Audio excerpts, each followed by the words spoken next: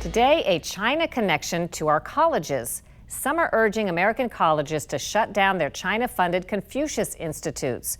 Critics claim the learning centers could be used as tools for China to spy and influence our students. Defenders say the threat is overblown. Joce Sterman investigates. Far from the violent protests in China-controlled Hong Kong, the trade war between China and the U.S., and the White House meetings over it all, there's a quieter and what some say insidious China connection. It's happening at American schools through a China-backed program called the Confucius Institute. It's led by the Hanban, an arm of China's education ministry that says Confucius Institutes, quote, aim to promote Chinese language and culture in foreign countries. They offer courses in Mandarin, the Chinese language, and host events like this. A Beijing opera performance at George Washington University in Washington, D.C. Professor Ed McCord helped create the Confucius Institute there. There's a lot of people in D.C. that would like to learn Chinese, but doing it through the university is frankly quite expensive. So we can offer an alternative, but it's a kind of educational service that we think is very important. Anyone, even non-students, can register to take language classes at the GWU Confucius Institute for about $400. The Chinese Education Ministry, Hanban, generally provides funding, material, and staff for Confucius Institute programs. Since 2006, the Chinese government has spent more than $158 million on schools in the U.S. Right now, there are nearly 80 in the U.S., most at universities and colleges, and even a handful in high schools. The agreements that govern the relationship between school and Confucius Institute vary widely, meaning the staff, curriculum rules, and transparency are different from school to school. McCord says at his university in Washington, D.C., the Confucius Institute is much like other foreign-sponsored programs across the world. The French have programs and the Germans have programs, and something that we agree on, that if we understand the language of another society better, we are probably going to be able to collaborate with them better. But some experts say the Chinese have ulterior motives. They're not just for teaching Chinese and exposing American students to Chinese culture. Retired Air Force Brigadier General Robert Spaulding is a government and national security strategist.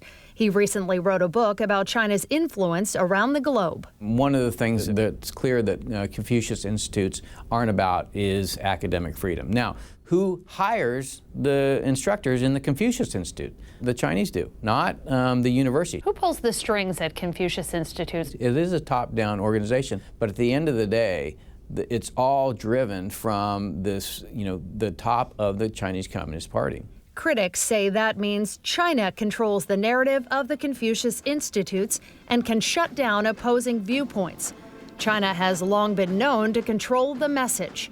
When the NBA's Houston Rockets general manager Daryl Morey expressed support for protesters in Hong Kong, China retaliated, pulling contracts and canceling broadcasts, creating a costly international ordeal.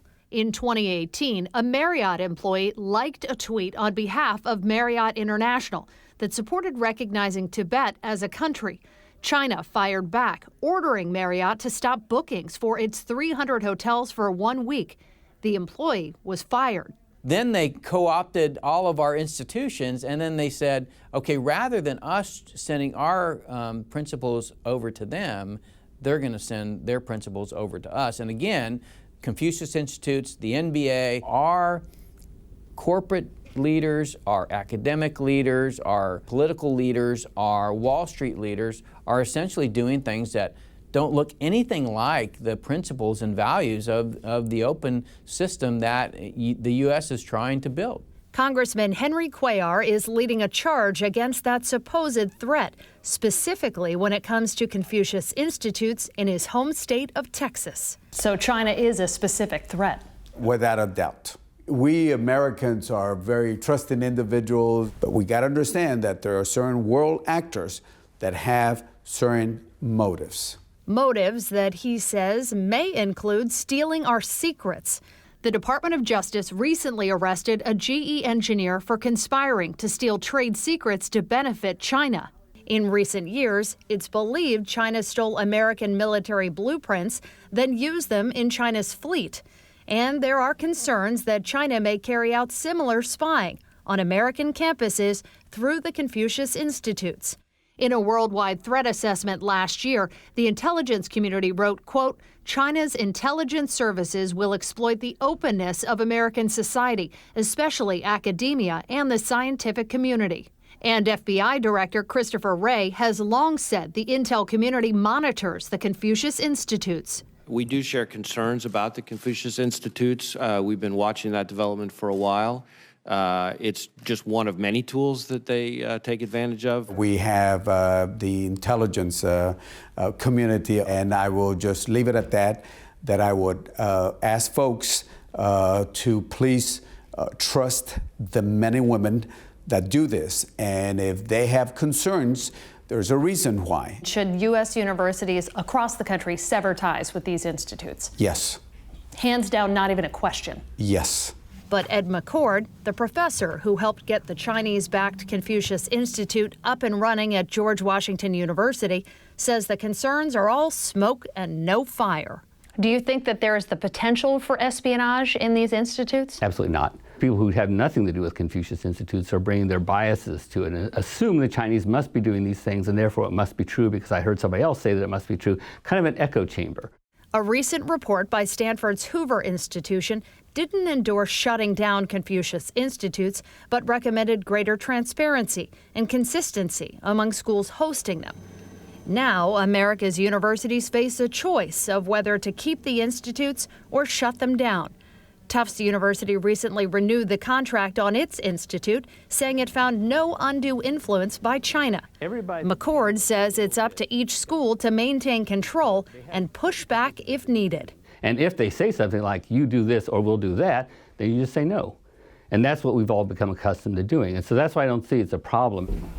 A choice, General Spalding says, has consequences well beyond the classroom. We can share the openness of our society, but we should only share it with those nations that want to promote freedom, that want to promote democratic principles, human rights, civil liberties, and rule of law. We contacted dozens of schools and none of them agreed to an on-camera interview. This month, Senator Chuck Grassley sent a letter to all schools that host Confucius Institutes, asking them to request a briefing with the FBI to understand the possible threat. For Full Measure, I'm Joce Sterman.